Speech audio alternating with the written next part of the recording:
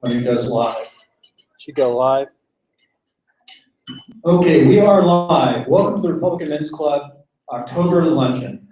Today, we have Colonel Richard Hobb. Colonel Hobb is a longtime member of the United States military. He's a graduate in 1954 from West Point. Served 27 years on active duty in top-notch units like the 82nd and key positions in the Middle East.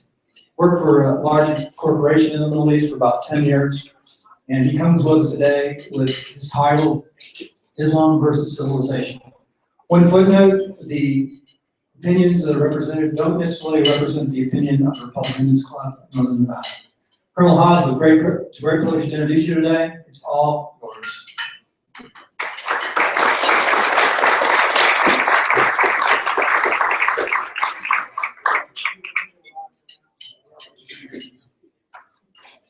I think we're all right.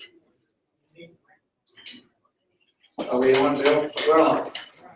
Hello, everybody. Happy to be back with you again, a year or so ago.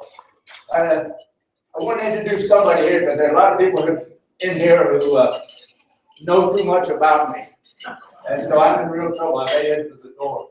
But one person I really want to introduce is Ted Morris in the back, whose wife, Mary, just returned from Kabul Sunday.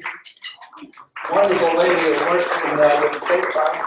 And their house guest, Edie, is the executive director of AID in Islamabad in Pakistan. So I got some people here who know a hell of a lot more than I know. So, being very mercantile, we trying to sell a book, you know, whatever. And that's the back of it. We got some nice people on there. We'll try to get to them, but they're nice characters. So, several different books that you noticed out there. One, I talked about everything for the different threats to the United States. First two books, World War IV and Beyond, and then Death by a Thousand Cuts. And the print was too small, and the pages were too many, and people said, wow, what about Islam? So we wrote Radical Islam at War with the World, dealing only with Islam. Then people asked me, well, what's going on? What should we do about it? So we made the new book, which is Islam versus Civilization, the Great War of the 21st Century. But to start a book like that, not everybody is really familiar with Mohammedanism or Islam. So the first part of the book is, what is the challenge to world order? Well, it is Islam. So I did a chapter on what is Islam. And I'm not going to redo it all with you. We've been through this before, and we've heard it too many times with different presentations. But we went through the trilogy, which is the Quran, the Hadith, the sayings and actions of Muhammad, as recorded in the Sunnah, and the Sirah, with the autobiography or the biography of Muhammad. Most of these things were written 100 to 200 years after his death, if he ever existed. Then we went into abrogation, which is the big thing, because remember there are two Qurans. We got Mecca and Medina. We'll come back to that later. But the revelations from Allah in Medina abrogated the nice things from the preacher, the wild preacher of Mecca. And they overrode it. Okay, then we got into the law of Muhammad, Sharia, which is incompatible with democracy. Jihad, you know, and you've seen that up there. And then Dilly 2, the third-class citizenship type of thing. Jihad, we've reviewed it many times. Simple objective, take over the world. Not bad. Now we got, people always talk about moderate Muslims. There are no moderate Muslims, unfortunately. But anyway, the radical Muslim, no, he wants to kill you. Moderate Muslims doesn't have the guts to want to kill you. He wants somebody else to kill you. He's the most dangerous because he wears a suit and a tie and looks nice and tells you how great Islam is, and it's a religion of peace. What a crop. Anyway, Mino. This is the great majority. The first two are probably 35, 10%. Moderates might be 25%. Who knows? He's making up numbers. You can't figure these things out. That would leave 65% that really don't care about this nonsense. They're not out to kill everybody. you don't know what they might do. You got to worry about family, job, money, feeding people, getting the kids to school. They go along, but they are irrelevant. Remember the good old Germans. Most Germans were not Nazis. Most Russians and Chinese were not communists. Didn't make any difference. Hitler was able to kill quite a few people. Stalin got rid of about 20 million. Mao Zedong got rid of about 70 million. So what the heck difference is it? Marco Polo had a nice comment. Modern Muslim will hold your feet. Then I ran into a very interesting organization, the International Cult Studies Association. They had 15 characteristics of a cult. I took those 15 characteristics and applied Mohammedanism, Islam to them, and it did, to me, there's just no doubt at all, totally a cult of Muhammad. The cartoon they refer to there is the contest you might remember in Garland, Texas this past May, where it was $10,000 for the best drawing of Muhammad. This is the winner. You can't read it. It says, "You can't draw me." And the artist is saying, "That's why I draw you."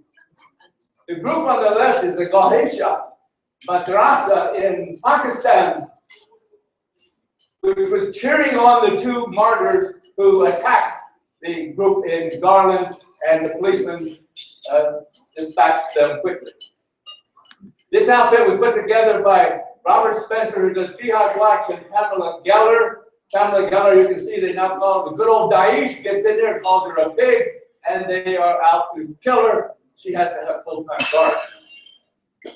You can see Gert Wilders. Gert Wilders is the politician leading a major party, now an increasing party in the Netherlands. He was a guest speaker in a big hit there, and he said the clash between civilization and barbarity.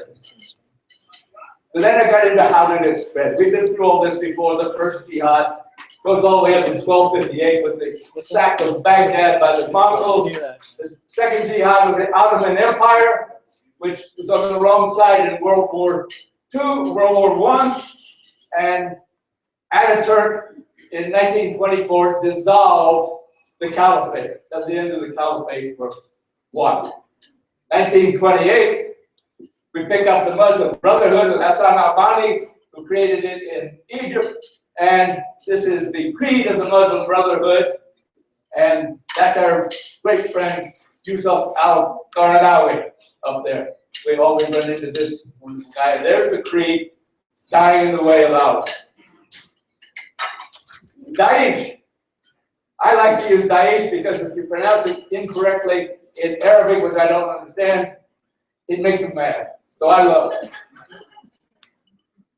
It's the Islamic State in Iraq and the Levant, ISIL, or is the Islamic State in Iraq and Syria, ISIS, but it's also ISIS being al-Sham, which means the Levant, and IS is the Islamic State. That's Daesh. And they don't have very big plans for themselves, you can see. They don't want most of the world, just part of it. Now, so, Iran then, Iran now. I can vouch for that. I was in Iran in 1973, and it was a very chic place. Incidentally, John Farahi, the master of this beautiful resort, did stop by, but he couldn't stay for long. So then we did chapter on, is reformation possible? Can you reform this? Can you turn this pig's ear into a silk purse? That's a bad pun, but it's very cool. Now, Abdel Fattah al-Sisi is the president of Egypt. And on New Year's Day this year, he made a big speech at Al-Azhar University in Cairo, which is one of the most highly regarded centers of Sunni Islam. And he made a dangerous statement because you don't do this in Islam. He said, we need a religious reformation. And we really need to support him, and we're not doing a very good job of supporting him. Now, Beji Essebsi is the president of Tunisia.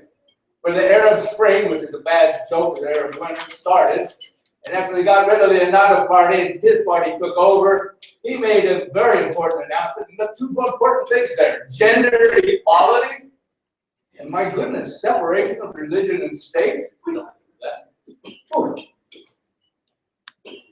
What are the obstacles to Reformation? Well, there's no Vatican. There's no Pope. There's no one in charge of Islam. How many different sects are there? You know, the Sunnis and the Shia. You got the Sufis. We got the Alawites. We got the Ismailis. We got the Houthis down in Yemen. We got the Deobandis. We got the Druze. Any one of whom can start arguing with you about what you're saying.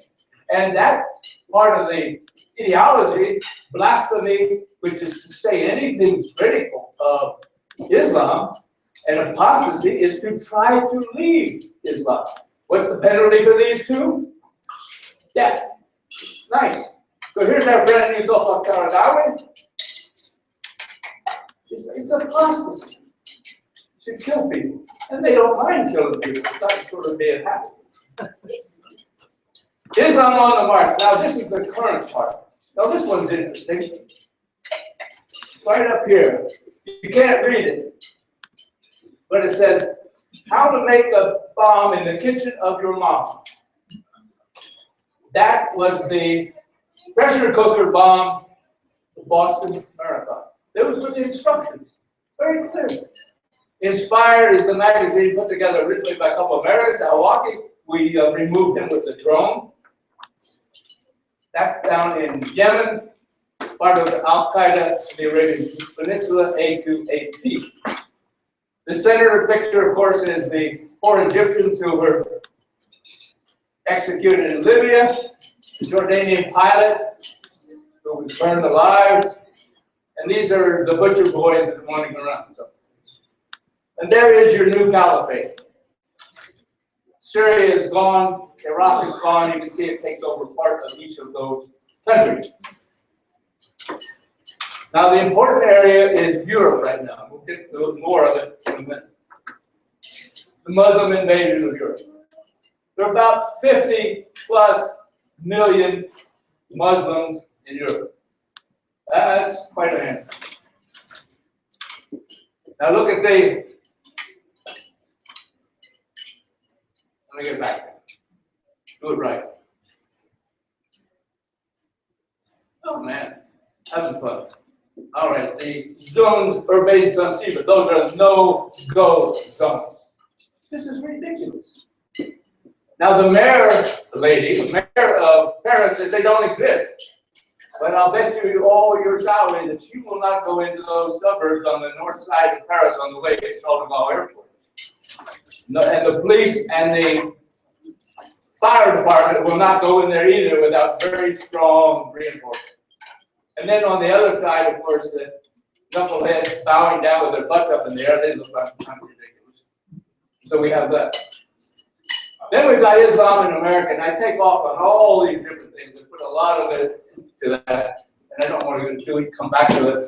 But we play on the ignorance of Americans and their respect for religion. We have all been trained since babyhood that all religions are good, they couldn't possibly be bad, and that we should be respectful of religion and don't complain about other people's things. So what's the problem? We got the wrong enemy. Terror is not the enemy. Islam is the enemy. We got the wrong goal. We're fighting each little fight. The goal is to bring Islam into the modern world and make it acceptable to the community of nations. Wrong tactics. We're chasing all little bits and pieces and not facing the main thing. And the strategy, what have we got to do? We've got to face the full threat of Islam, which they tell us what it is. We didn't bother to read Mein Kampf. He told us what it was. Why don't we listen? Here's an Arab from Kuwait, that last statement. He said, we've been kidding ourselves. There's enough stuff in those books to turn your hair white. He's right. So the problem, even Abu Bakr al-Baghdadi got sick and tired of David Cameron, John Kerry, Barry Obama, constantly saying, oh, it's a religion of peace. He said, you idiots. It's a religion of the sword. And this was in Dabiq, February this year. And Dabiq up there is another magazine like Inspire, the one we had down in Yemen. This is put out by Daesh. It's a very high-class, glossy type of magazine. It runs 10 to 50 pages per issue. I think the current issue is, it's number 11. So we're in denial. The Muslims are in denial because they've been brainwashed. Our leaders are in denial because they're fear of extremism and attack from them. We have to go to a nun who will tell us the truth. Sister had to indulgence, she's Turkish and lives in Germany. We have apologists and concessions. We're constantly doing concessions. We have a church in Texas now that just took out all the pews because of a small minority of Muslims so they could put in their prayer books. When will we grow up? Freedom of speech, yes. Without freedom of speech, you have no freedom, period. Now here, this describes it to you. You see how he reads it? RELIGIONOFBEACE, yes. 2020. Oh boy. So that was just the first part to bring people up to the problem. Well, what can you do about it? Well, the world needs a strategy. Andrew McCarthy was the prosecutor of the first World Trade Powers people, blind shake, etc. You got to fight. You got to identify the enemy, this false prophet. And I love this one over here. You can't see it very well. There's too much light on it. The cult of perpetual outrage. They're mad about everything. If you draw a picture, they're mad. If you say a word, they're mad. If you do anything, stomp their foot. They're like little children throwing a tantrum. They get ticked off over anything. And then they believe that expansion through war has been determined from the ultimate. What are the options? Reform Islam and bring it into the 21st century, or remove it. Now, it's very interesting. You've got people here who decide that you're inferior. You're infidels. All infidels should either be converted or killed. And the other thing that's really unacceptable in modern society, which you've been seeing in the Daesh activities, is Jahiliyyah, which is everything before Muhammad is ignorance and should be destroyed. This is when you destroy 5,000-year-old manuscripts, you tear down buildings, you smash statues, you tear down the big arts in Amarna, you do all these things because they are bad, they are before Muhammad, therefore they are nothing and should be destroyed. They didn't want to destroy the pyramids, they had figured out how to do it. I want to go back here. Ideological war. This is what we're in, psychological warfare. And the reason I threw in ethical war is because I want to mention that. An ethical war is a war to establish the constitutional order of mankind, humanity. We had the princely state, we had the kingly state, then we had the territorial state, we went to the state nation, we went to the nation state, peace of Westphalia in 1658. We've had the long war, which started in 1914. The fight was between fascism, parliamentarism, communism. The Treaty of Versailles did not resolve that struggle. So round two came up with World War II. And two jumped up on one, and we got rid of fascism. That left two.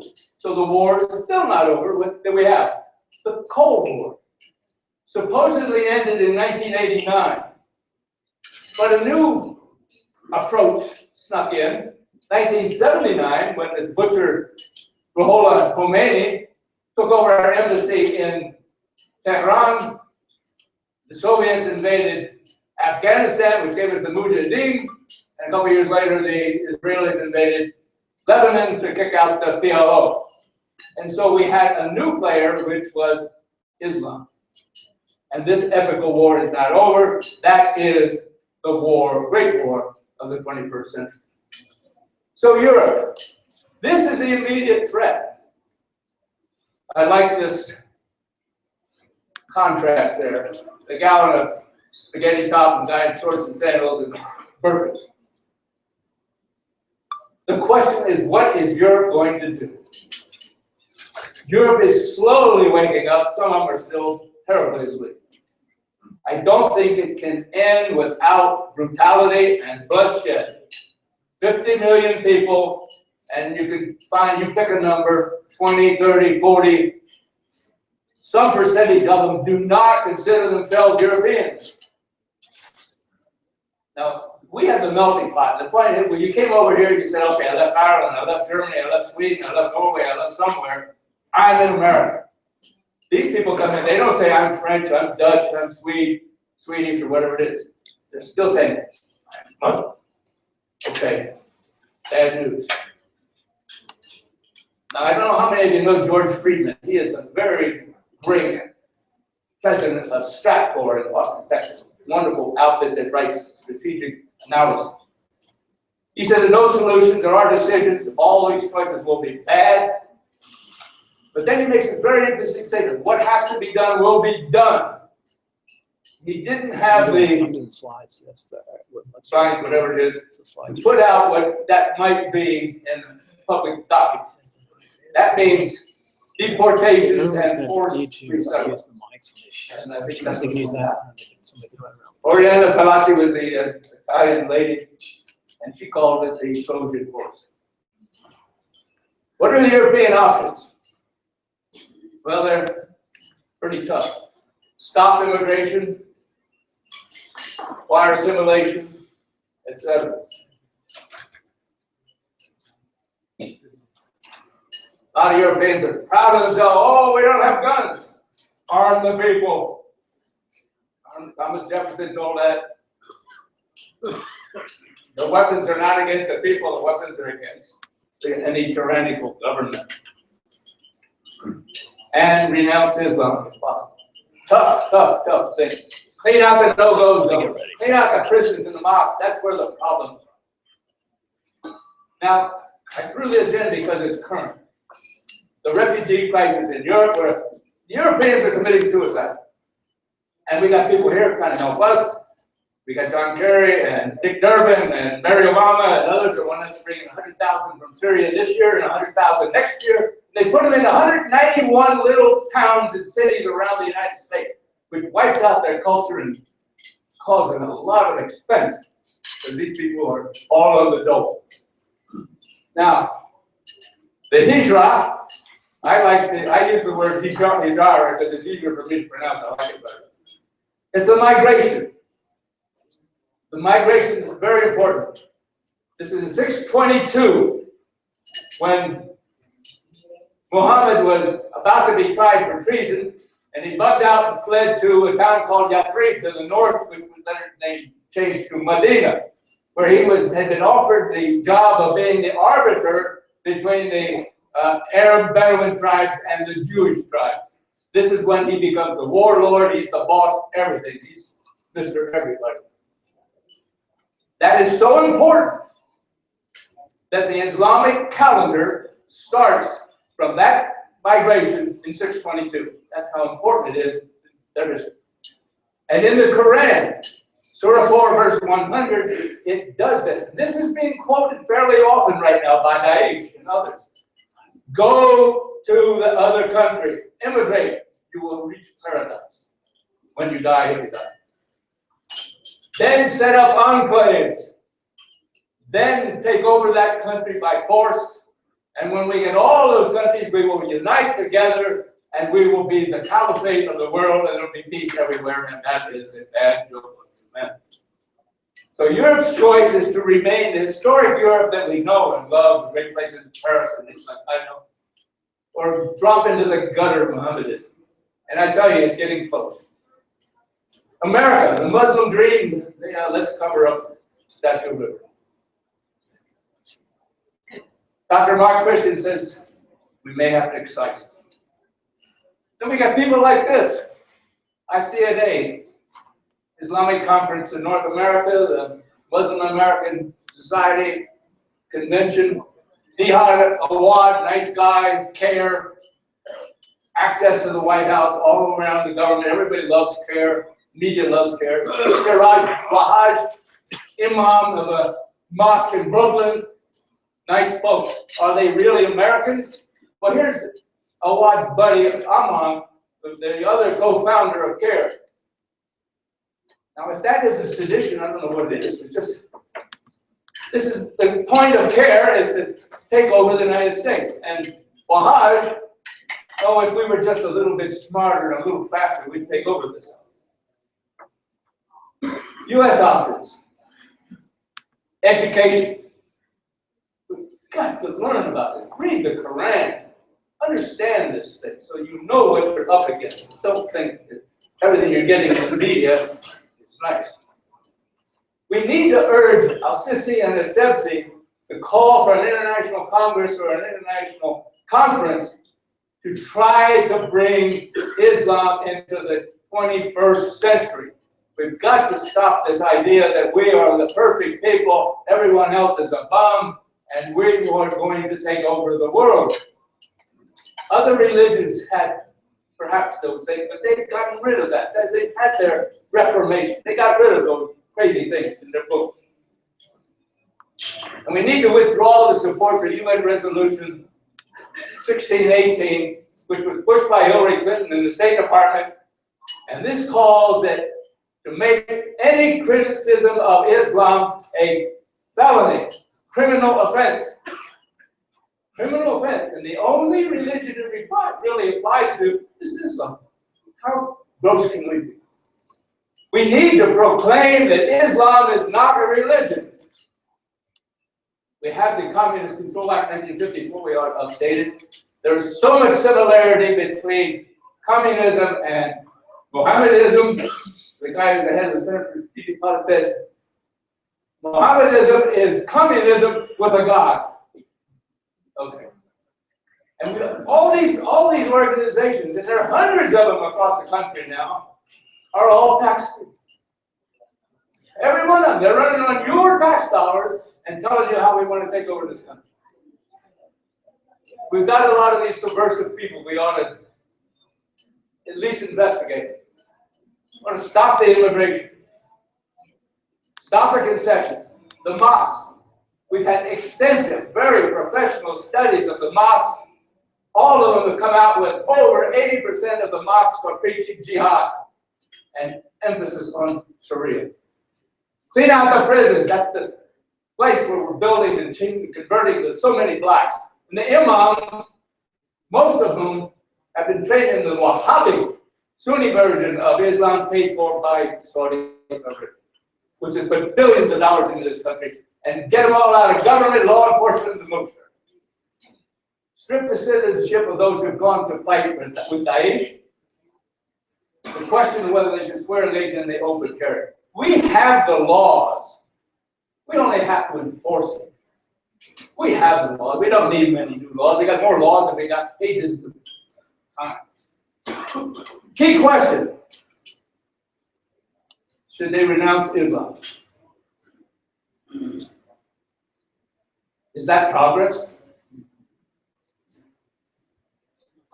Oh, this is a Daesh barbecue. This is how you treat Shia. That's fire under there. They're being burned to death. These are not barbarians. Well, we got strange bedfellows now. That's our buddy General Soleimani, our good Iranian head of the Quds Force of the Iranian guards. Is this what you want for your wife, daughter, mother? Now, this is the key, the whole thing. There will never be peace in the world until we strip Mohammedanism of its protection by religion. We treat it like a nice religion, whether they're Jews or Hindus or Buddhists. The Jews and Hindus and Buddhists are not out to kill us. These people are. The Jews and Hindus and Buddhists are not out to take over our country. These people are. This is the thing. It is a totalitarian ideology. It is not a religion in the Western sense as we know it. It has a facade of religion. It's time to wake up. Stop tolerating the intolerable. I love Ferris's book. He's actually a Canadian. Islam, a religion of peace, and Muslims will kill you to prove it. The barbarians at the gate.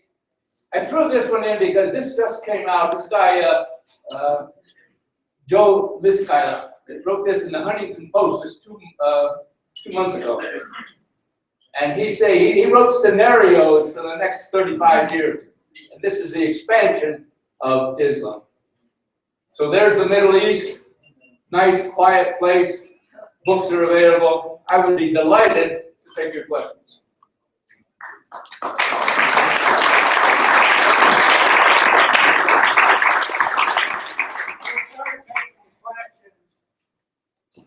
Questions?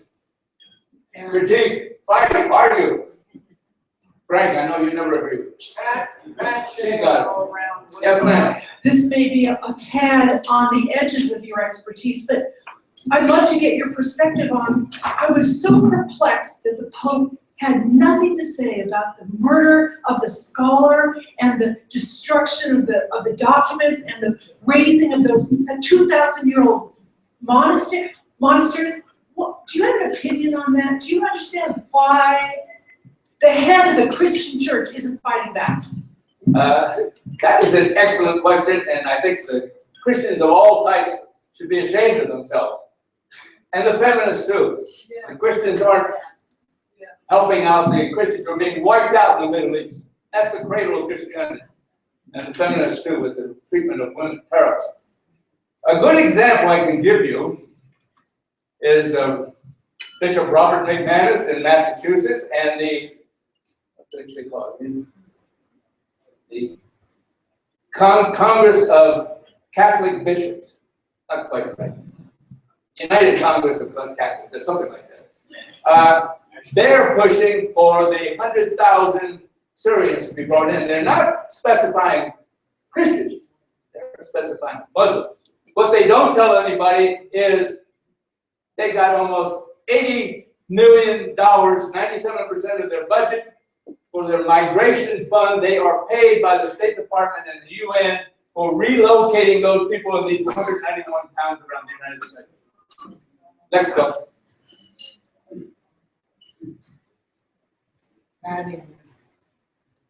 Hi. So I'm curious. There's at least one country I'm aware of in the world, Malaysia, which has primarily a Muslim population, not exclusively, and would appear to operate more peacefully, and I think they have some version of democracy slash, I don't know exactly how they do it, but they have Sharia law and democracy or something. I'm curious about your perspective on, are they the Muslims that are just waiting for everybody else to clear out the rest of us infidels? Or are they a different category of Muslim than what's happening in the Middle East? It's an excellent question, and Ted Morse will get it all over me because he is an expert on Indonesia, which he considers a nice, peaceful Muslim country. It used to be a Hindu kingdom until it was wiped out. And now northern part, they are imposing Sharia in the northern island. Which island is that, Ben? Sumatra? The northern island, anyway. Back to Malaysia. In southern Malaysia, and I went there in 1958 chasing communist terrorists in the jungle of Malaya, and now they have terrorists operating in southern Malaysia and in Thailand. So yes, you have some peaceful people in there, but you just had a recent case, I think it was in Malaysia, where the Bible was prohibited in what? If it was in putting the Quran in English. It's prohibited. So anyway. Colonel, thanks for coming here today. Appreciate your update from last year. Very informative. The first question I have for you is how are all these refugees getting into Europe? to start with, because it doesn't look like any of them have exactly a bank wall. And the second question I have for you, a little more complicated, is here in the United States, obviously we have an education issue to start with. And once we become educated to the problem enough in, say, a majority of the people in this country, then perhaps we can do something other. What would that other be if we became educated as a country that this is perhaps not a religion and a problem that needs to be addressed immediately? Okay, you got two big questions. The first one is, how do they get into Europe? Daesh announced that they were going to try to get 500,000 people into Europe this year. They've been pretty successful. They made $323 million doing it because they're good at break all money too. They're part of the mafia. They got good training. Where did that thing go? We'll go back. Go back to the Middle East. As you know, there are about 8 million refugees from Syria, 12 million displaced. 8 million are still in Syria, 4 million are outside. Big camps in Lebanon, Jordan, Turkey, and some over in Egypt. Some of those people, like that, remember the little baby on the water? That's a posed picture. I got another picture of him over on the side where he was. It's propaganda. That family had been living in an apartment in Istanbul for 3 years. Free. Then they wanted to go because some of them, they had some relatives, of course, in the United States. That was the next one. The main objective is Germany or Sweden. Where are they going to? They're going mostly out of Turkey to a little island of Lesbos. It's less than 20 miles off the coast of Turkey. Once you hit Lesbos, what is it? Man, you're in free. You are in the European Union, and now there are no boundaries. You can take off and go to Germany, Sweden, Bristol once you're back, so you can get a fight with the tunnel going under the channel. So that's where they're going. The other group is going through Libya, which is a non-state right now. And so it's a short run from Libya over to Sicily. And get into Italy, now you are inside and you try to get. Nobody wants to be in Greece or Italy or Macedonia or Hungary. They don't want to be in those countries.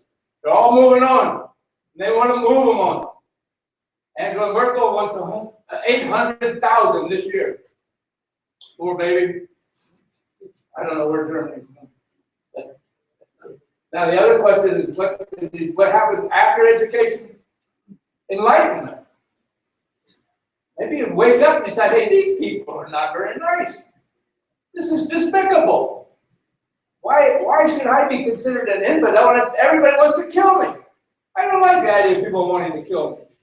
I've had that practice before. Vietnam, I don't need that practice. I don't need to die on the street. And now, good example. This week, last week, an imam preaching in a mosque in Jerusalem, I think it was, standing there with a dagger, screaming about how you attack Jews, and this is the way you attack them. He's preaching up there. Is this a religious man? With our training, we say, oh man, he's a good religious man. Jimmy Carter. Okay. Next question, Frank. 2 questions. Uh-oh. I'm going to get a drink of water. These are long questions. I'll start with the easy, or at least easy. You're talking about subversion of Europe. What? Subversion of Europe. Destruction of Europe. Islamization of Europe, whatever term you want to use. My question is, if all the refugees that are heading towards Europe or already there were to magically disappear, I understand your rational assumption. Let's assume, can Europe survive to 2050? There's been predictions for years that Europe is unstable and can't survive even without any Islamic influences. Second question is, how can we avoid a war with Islam without violating the Constitution of the United States? A lot of your suggestions would require violation of the Constitution. What would violate the Constitution? Denying anybody the rights based on citizenship. You can't discriminate. Treason takes care of citizenship. Sedition I takes asked a care of. question. I don't want to debate about whether your All right. suggestions will violate the rights. I'm saying, how can we avoid a war without violating people's constitutional rights? Okay, the first question was, can Europe survive if we get rid of the 50 million? Right? Yes. Yes, okay. This is a good question. This is the argument and the problem. Europe is dying. 19 of the 20 countries of the world with the lowest birth rates are European. The 20th one is Japan. Declining birth rates mean less workers, less people paying taxes, less income to the government, which has to meet Social Security and welfare payments. That is the enormous problem, and that is the argument for many people in Europe saying we've got to have these people. Remember, after World War II, they brought in all the Turks. The Turks were going to go home, or the Turks didn't go home. The multiculturalists have been playing this game for 25 years. We can have parallel societies. They finally found out this does not work. Even Angela Merkel in 2010 said this is utterly fatal. So the question that Frank is asking, can they survive, or can any country survive with a declining birth rate and then increasing or steady welfare and Social Security payments? That is a tough question. One economist, I don't know his name and he hasn't explained it very well, says countries can do it. I don't know how, Frank. I don't really know how. But I do know that if you're going to have all of these people who do not assimilate, the culture will change and the country will not be the same ever again. I don't know the answer as to whether or not they can survive. I think maybe they can. The second question was what? Constitution. How do we do the Constitution? The same way we dealt with the communists. You establish that anyone who professes to be a Muslim is like a communist, and you can make that illegal. And you can establish that pretty clearly when they have all these things that say, I want to destroy this country. We want to take it over. We want to establish Sharia. We want to replace the Constitution. This is a constitutional country. And we say, hey, if you want to replace this Constitution, you're in the wrong country.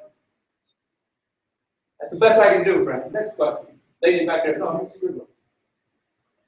My question, we have some friends who live in Belgium, and they have told us quite frankly that the Muslim population, and it's about 25% in Belgium, is a huge problem. Because these people do not assimilate, they come there planning not to assimilate, they do not educate their daughters, they are a drain on their social system, they do not contribute. It's Belgium. This is This Belgium. is your particular example. And they don't know what to do. And this is what we're bringing into our country now. People who will not assimilate, they are not going to be Western, they are not going to educate their daughters. So we are starting, and we've done this in Palestine with the Palestinians, they're a welfare state. So these people are angry. Aren't the people who live in our slums, in our black neighborhoods, angry because their dignity has been stripped from them? So why do we do this to ourselves? Why do we bring people in who will not assimilate in our country and that are going to be on our welfare system for generations because of this? There is no nice answer in public forum to your questions because of stupidity. We got a lot of do-gooders who are just saying, oh, those poor Syrians. You know, we've had poor Mexicans, poor Syrians, poor Vietnamese, poor Chinese, poor everybody. Those Chinese, when I was a child, everybody was dying in China. Send food to China, bring Chinese over, whatever. Your description is just only partially as bad as it really is. I get reports daily from people in operations out of Denmark, Sweden, Germany, other places. The rapes that are going on in the camps, the rapes that are going on outside the camp. One case of a German, the lady is Czech. She's an anesthesiologist working in Germany in a hospital, and they won't deal with any women, doctors. They're screaming at them. They sliced a doctor and 2 nurses. The doctor was in very serious surgery. Might recover, might not. Now they have to have police escort both in the hospital with canines and in the pharmacy, because when they go to the pharmacy, you have to pay cash, and they say, no, you owe it to us. And they take a baby who's sick and just leave it, you take care of it. Dump the baby on the pharmacy. So you have to have police escort for the pharmacies also. This is going on across all of these countries. The Swedes. Sweden is the greatest country in the world. Where's Carlson? Sweden, the greatest place in the world. Lovely, wonderful people. They've screwed the country out royally because they've been taken advantage of by their generosity and their humanity. You got these people now that the rape levels in Germany and Norway and Sweden are almost 100% falling. It goes on and on, but you're just touching it. Some of the people there are getting ticked off. The groups, you've seen Badiga, you've seen these other people blasting them for being right-wing extremists. They are saying, okay, enough of this, we'd like to preserve our country. I hope they wake up. Sir? Is all of this going to lead to a 3rd World War? I don't know. It's a good question, because we're not dealing with a nation yet. Islamic State is a state. Everybody says, oh, it's not a state. Well, they pay the bills, they make the cars run, and they got the houses and the hospitals and the police station and the courts. It's a state in the most sense. But it's under a lot of pressure, of course. If that slide that I showed, if that thing came about, I'd say we have a problem. This was his projection over the next several years of taking over, and it would be an interesting problem. I don't know. I hope not. I just hope people wake up. I want Europe to wake up. We're still asleep. We're next in line. If we take in 200,000, utmost stupidity. And no one's asking for them to be Christians. They're supposed to be a Christian country. Where the hell are the Christians in this country? They're sound asleep. That was your earlier comment.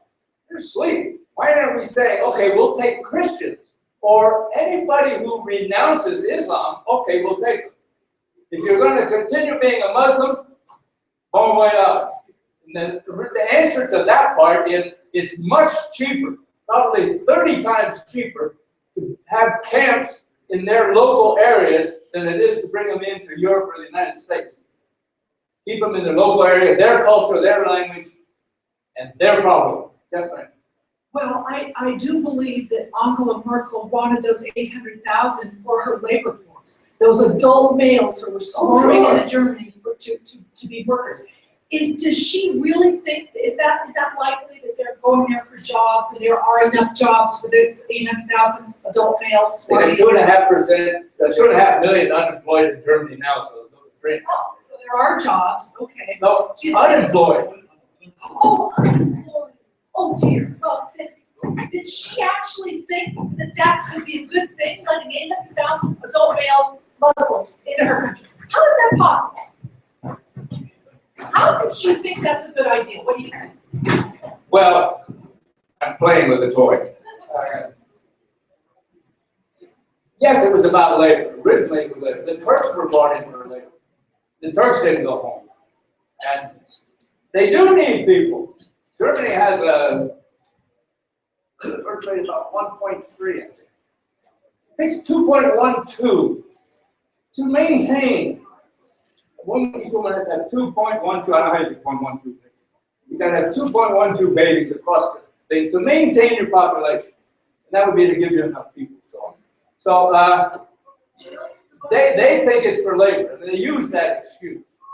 But the interesting thing of this group that's moving in right now, this big exodus that we've had, is they're running over 70% young men between 20 and 30 years old. A few babies and mothers pushed out in front to get the TV cameras. And these guys have already been causing all kinds of people trouble. Cars running over people on the streets and things like that. It's a lot of stuff. It never hits the newspaper. You only can get it from other sources. So I don't know what this person was hoping. She's wishing that this would be solved, but I think the problem is that she is agreeing that Germany will never be the same again. And I think she's accepting that. I don't know why, but she's accepting it. Yes, sir. Thank you, Colonel. Consider we're a Republican organization. I was hoping you could touch on how 14 days after President Obama and Hillary Clinton took their oath of office, they designated PJAC a terrorist organization, and how they turned our back on our only natural allies, the Kurds in Israel, and have emboldened our enemies. The Kurdish wing in northwestern Iran. Yeah, the Kurds.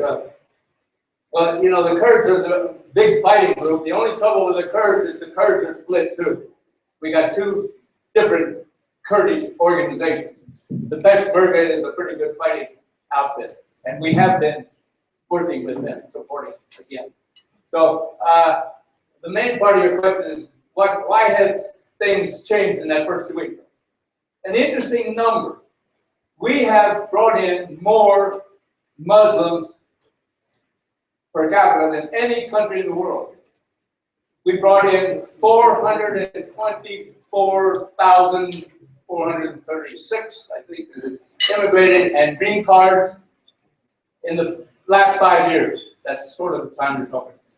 That's up to 2013. That's my figure, so I'm a year behind. 2 years. So we've already brought in 400,000. And they go into these 191 little towns. And these towns didn't ask for them. They're assigned to them by the State Department and by the UN and by the Council of Catholic Bishops and these other places. These local towns did not have any say in getting these people stuffed in there, and then they got to pay the bills. They don't come with any bills. They get, uh-oh. Ted, yes, sir. Can I interrupt just for a second? I know some people have to leave at 1. There's great questions, and please stay. We're here until 2 if we need to. But we're going to do a quick drawing for the 50-50. And Jerry, draw a ticket.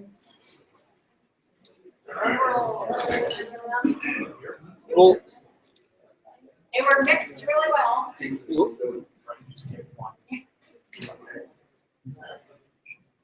Okay, it's 184-7728. 184-7728. Okay, we'll stay live a few more minutes, ask a couple more questions. Mr. Miller? Dick, I think this gentleman here had a question, and I'll raise mine with you afterwards. Why don't you go ahead and get your... See you later, Darren. Back to Europe for a second. Are there not some signs that Europe is starting to wake up? In France, Marine Le Pen at one point would have been considered a pariah, but there are now people who are listening to her and her party is growing. Marine Le Pen? Yes. Okay. And in the Netherlands, I mean, Rotterdam. Good Wilder. Yeah, things are starting to change, and I think people are waking up. Maybe it's too late, particularly maybe the Netherlands. Well, it's a big problem. He was referring to Marine Le Pen and her party in France, which is increasing. And if they had an election right now, she might win. I don't know. It'd be interesting. And Geert Wilders' party in the Netherlands has gone way up also. And he's become much more popular. And this is a reaction to the Islamization of Europe.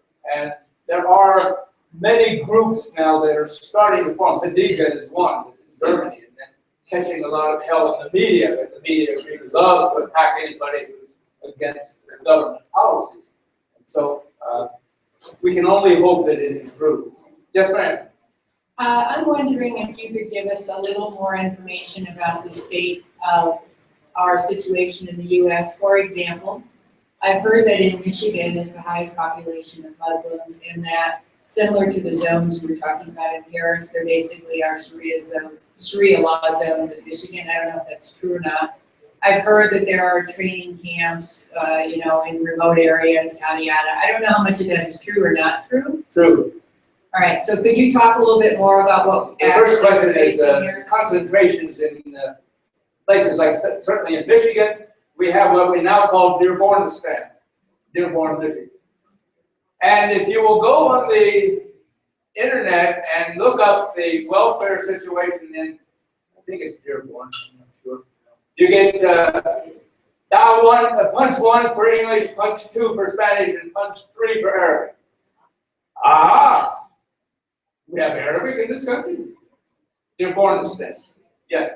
The other thing you're talking about is training camps and groups that are in enclaves around the country. There are about 30 of them. It's called Jamaat al-Fukra, and it was designed by a Pakistani. Name I can't remember right now because I'm getting old. And I'm getting younger. I'm getting better. That's what she told me. She told me to quit saying I'm getting old.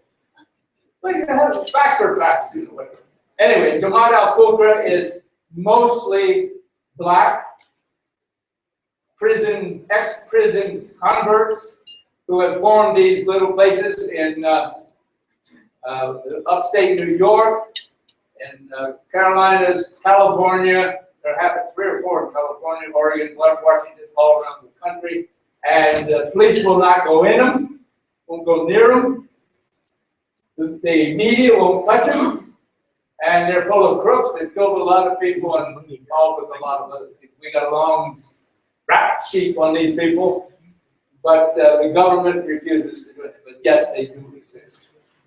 Yes, Ted. Yes, sir. Dick, I want you to consider changing one assumption, and then I'll give you the question behind it.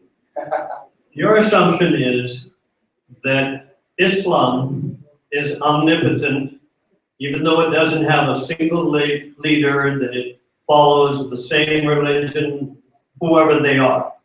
Let's change that assumption and ask you this question. You haven't mentioned Al-Qaeda in this.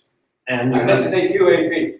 I know, Al-Qaeda of the Arabian Peninsula, but not quite the same. That's like saying you want to talk about Boko Haram and Al-Shabaab. But anyway, change your assumption.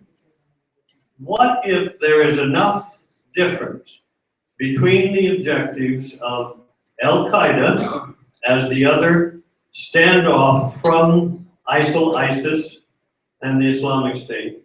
Would there be the possibility that there would be an internal fight and they would collapse as the solution to getting rid of such a militant Islam? Well, as you know, because Ted and I are going to be doing a presentation at the National Security Forum on this subject. It's the civil war within Islam. There's always been a civil war in Islam. And the best example of it, of course, is the Sunni-Shia split. But there's a lot more than that. And we're seeing that, and I don't have time for all the things in some of the slides I showed you before. But, Shia they're worse than infidels. They're worse than Americans. They're so terrible. We're going to kill all of them. The Shia feel just about the same way for the Sunnis. You got Iran right now playing all these games. So. And the Sunnis, you just saw the barbecue that we have going with their attitude toward Shia. But they use that same attitude toward any infidel or any Muslim who is not towing the line the way they want the line towed. That's about as arrogant as you could get. There are 2 terms that describe Islam to me, Ted: arrogance and hypocrisy. And those are terrible, terrible traits. Will they fight it amongst themselves? Yes. The civil war is going on. As Ted and I are going to talk about, sure, we got the big Daesh fight. We got Syria. But Ted's going to tell you that there's over 200 little organizations fighting against Bashar al-Assad in Syria. 200 there. Okay, now let's throw in Iran, Saudi Arabia, Qatar, Turkey, Houthis, Ismailis, Yemenis, AQAP, Boko Haram, which is now the Islamic State in Africa, Al-Shabaab, which is in Somalia, AQIM, one more, Al-Qaeda in the Islamic Maghreb, all across northern and parts of Central Africa. They are fighting. One of the things that we're not going to be permitted to talk about that one, because there's going to be a second presentation. What do you do about it? You stay out of it. Because any time you try to figure out of this multifaceted mess, how are you going to pick the one that should be the winner? If you don't know, anyone you pick, you're going to irritate somebody else. So all you're doing is creating more enemies. And that's the Civil War. It is the Civil War, and let them fight it out. And I would hope they wipe each other out. So to answer that other question, that we do not have a third World War. Question? How does China figure into all of this, in your views, or does it? It's very interesting. China with Iran, China wants oil. So they've been dealing with Iran.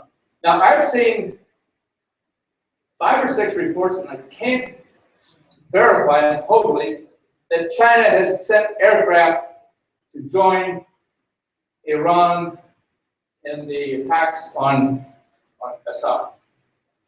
That will be interesting. They supposedly have the J-15 Shenyang aircraft that have moved in there. I don't know. China is a major player. It hasn't pushed itself too much on the world scene yet, but it's inching its way up. Financially, will be one of the areas where they can get the renminbi into the basket of currencies, we want a world currency, which will probably come this year. And what happens in the South China Sea is we try to establish that their nicely newly created islands are now countries, or they're now territorial, and you can get 200 miles for resources around them. That's going to be the interesting. I would reverse this and say, this is heresy. I think we should say to Russia and China and probably India, we ought to get together and take care of this mess. Russia's scared to death of their Muslims down in the Caucasus. The Chinese have the Uyghurs out in Xinjiang. They have a big problem, killing people regularly. And India has more Muslims than any place in the world. I mean, you know, India is 1.2, or is it 1.3 now? 1.3. 1.3 billion people, and remember that Pakistan was created out of India, but not everybody got out and went to Pakistan. There's still some of them there, and they have a lot of problems. I think those 3 countries and us ought to get together, make friends, make nice, talk good, clean up this mess.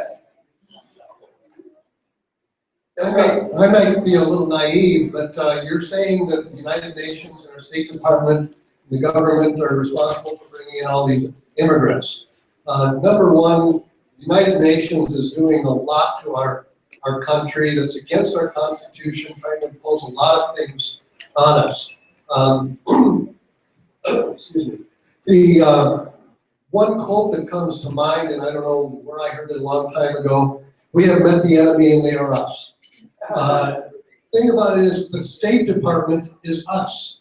The government is us. The problem that we get when we get our elected officials in is that they tend to fall in with the crowd and don't really do what they're supposed to be doing. That's obvious because they're letting these people in. What can we do to change this whole situation? It doesn't seem like voting or letter writing or any of this seems to be doing any good. Elect other people. And that's your first problem. But your original statement is true. The United Nations has a big operation on handling migrants. It's a big section of the United Nations. And they try to move to different parts of the world. And they approach the various governments to take a quota, take a certain number. And the State Department has an organization in there for migration. And they are responsible for trying to locate them in parts of the United States. We're a big place. You don't just say, okay, you've arrived at Kennedy Airport, well, now what do you do with them? Well, they got to go someplace. Somebody got to feed them, house them, take care of them, all these things. Real fast. I mean, they're dumped on these little towns around the United States. How many more questions do we have? Raise your hand. One more question? Two more questions. That'll be the last two questions. Which Arab country is infiltrating South America and Australia? It's what? South America and Australia. Who is sending Islam to South America and Australia? Who's sending them? Yeah. If anybody, it'd be the UN. But they're not as many going, though there are some. There's a very big Lebanese community in the triangle in southern South America. And there's a pretty big Muslim group in Australia. And they're having a lot of trouble with it. But as usual, the Aussies are pretty tough. They're sort of like Putin, who stood up in front of the,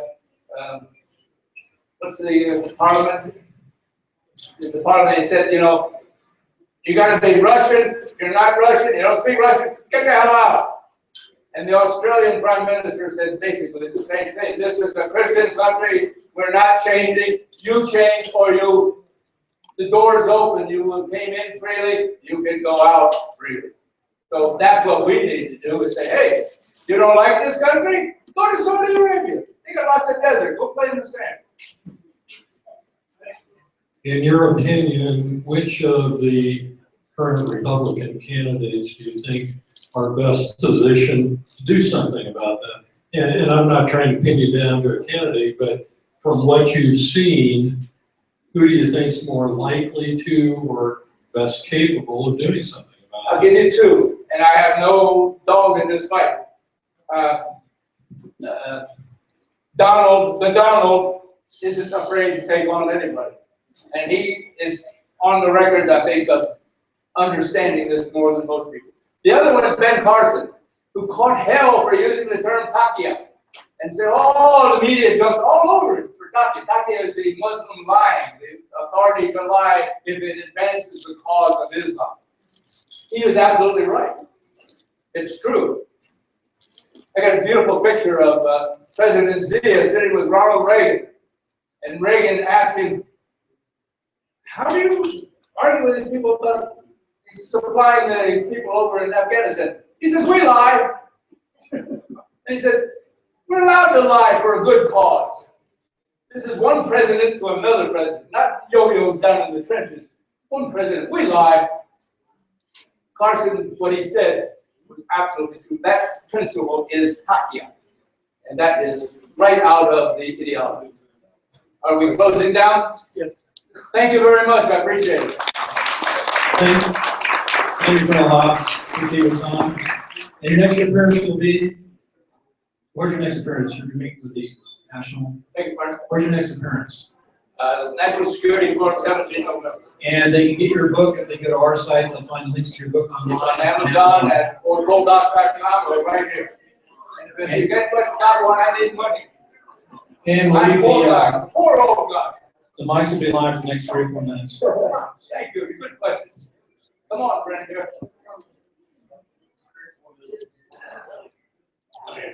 Yes. All right. Who is this? This has been the Republican Men's Club, Northern Nevada. Sherry, Monthly luncheon. You can find the replays of this event at republicanmensclub.org. I know you. Or I know you. I'm just politicssuccess.com. Or RMC. I'm not old. Thank you for attending.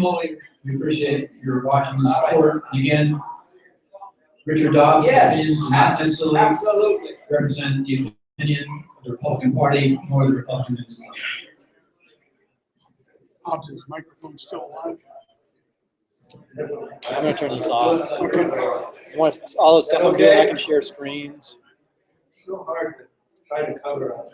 I just turned it off. I think we've got a good recording.